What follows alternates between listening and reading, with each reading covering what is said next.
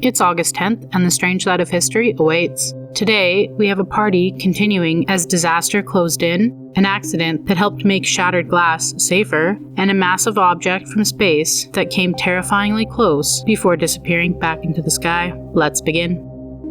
On August 10th, 1856, a powerful hurricane closed in on Île d'Anier, a narrow Louisiana resort known as the Last Island. Nearly 400 vacationers, workers, and enslaved staff were trapped there. As the barometer plunged, violent winds rattled the hotel. Nervous guests waited for the steamship Star to carry them back to the mainland, but the ferry was already struggling to get through the storm. To calm the growing panic, the hotel opened its ballroom, music filled the building, and couples continued dancing while the sea rose outside. Then the hurricane struck. The enormous storm surge swept completely over the low-lying island. The hotel splintered apart, cottages vanished, and people were dragged into darkness. Survivors clung to trees, drifting wreckage, and pieces of stranded steamship as the waves carried others out to sea. Out of the 401 people in the resort, 198 were killed, and when the water finally receded, the resort was gone, and the island itself had been split apart.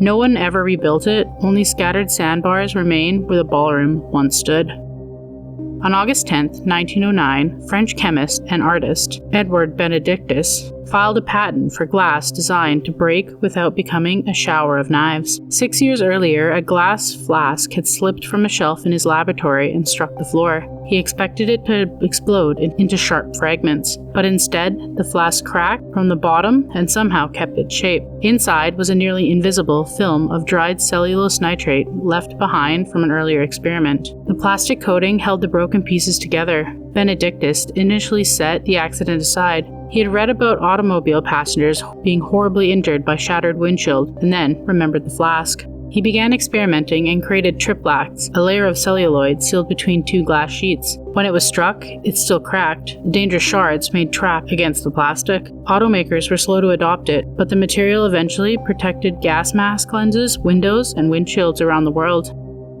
Today, even spiderweb windshields that remain in one piece carry the echo of that falling flask.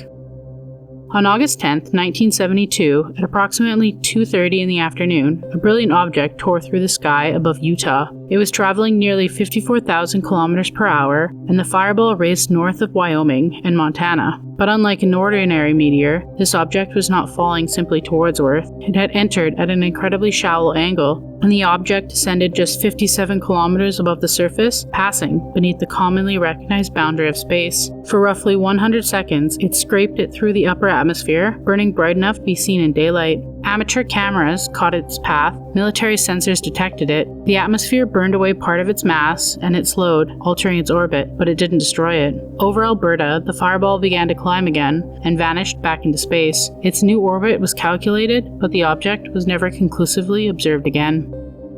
Somewhere beyond Earth, it still may be on its path.